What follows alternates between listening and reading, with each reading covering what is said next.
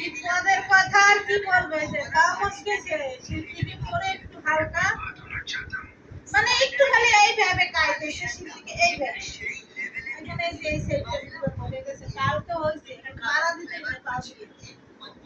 মা কি হয়েছে? এই যে পায়ে ব্যথা পাইছি। ও ডাক্তার দেওয়া লাগবে। দেখি ডাক্তার, তোমার বাবা তো সময় পাচ্ছে না, কি করবো? তো করার নাই।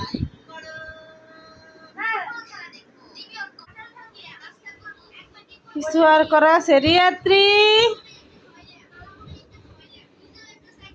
রিয়াত্রী কি করো? এই যে নিয়ে অসুস্থ, সারা রাত ঘুমায় নাই, ব্যথা জ্বর আর শুধু